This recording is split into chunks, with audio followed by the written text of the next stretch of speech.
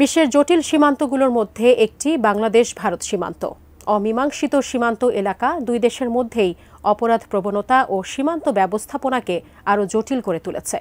এদিকে জুলাই অভ্যুত্থানের পর থেকে ঢাকা ও দিল্লির মধ্যে বিরাজ করছে উত্তেজনাপূর্ণ সম্পর্ক। তাই তো বর্ডার এলাকায় বেড়েছে বিএসএফ ও বিজিবির তৎপরতা। তবে এবার নতুন করে সীমান্তে হাই অ্যালার্টে অবস্থান করছে বিএসএফ। অভিযোগ সন্দেহজনক রেডিও সিগন্যাল শনাক্তের। বিস্তারিত জানাচ্ছেন ইশতিয়াক হোসেন। বাংলাদেশ ও ভারত 4096 কিলোমিটার দীর্ঘ সীমান্ত এলাকা ভাগাভাগি করে, যা পৃথিবীর পঞ্চম দীর্ঘতম স্থল সীমান্ত।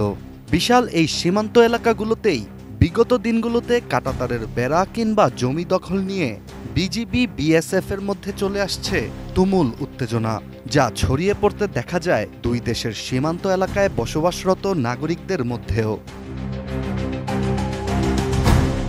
তবে এবার ভারতের সীমান্তরক্ষী বাহিনী বর্ডার সিকিউরিটি ফোর্স বা বিএসএফ নতুন করে উদ্বেগ প্রকাশ করেছে, যেখানে বিএসএফ প্রাথমিকভাবে দক্ষিণবঙ্গের জেলাগুলিতে সন্দেহজনক বেশ কয়েকটি রেডিও সিগন্যাল শনাক্ত করেছে বলে জানিয়েছে ভারতের স্থানীয় গণমাধ্যম নিউজ 9-এর একটি প্রতিবেদন।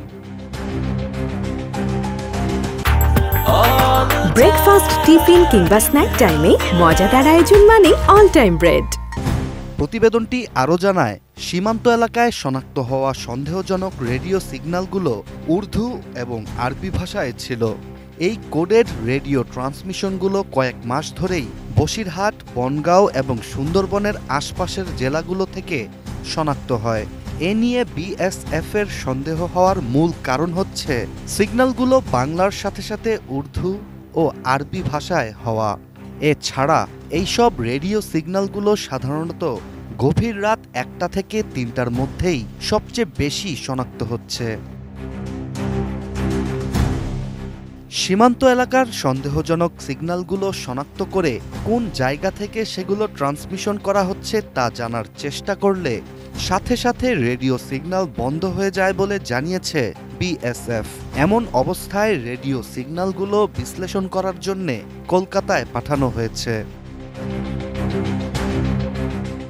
নিরাপত্তা বিষয়ক কর্মচারীরা আশঙ্কা করছেন যে রেডিও সিগন্যালগুলো অবৈধ কার্যকলাপের সাথে যুক্ত হতে পারে, কারণ পূর্বেও সন্ত্রাসী বিভিন্ন গোষ্ঠী নিজেদের অবস্থান ও বার্তা গোপন রাখতে যোগাযোগের জন্য হ্যাম রেডিও ব্যবহার করেছে। 2024 সালের আগস্টে শেখ হাসিনা ক্ষমতাচ্যুত হওয়ার পর থেকেই বাংলাদেশে ভারত নিয়ে ক্রমবর্ধমান উত্তেজনা ও ভারত বিরোধী বক্তব্যের মধ্যেই এই সংকেতগুলির শনাক্ত হওয়া শুরু হয়েছে, যা নিয়েই ভারত বর্তমানে সবচেয়ে বেশি চিন্তিত। Ishtiaq Hossain, ATN news.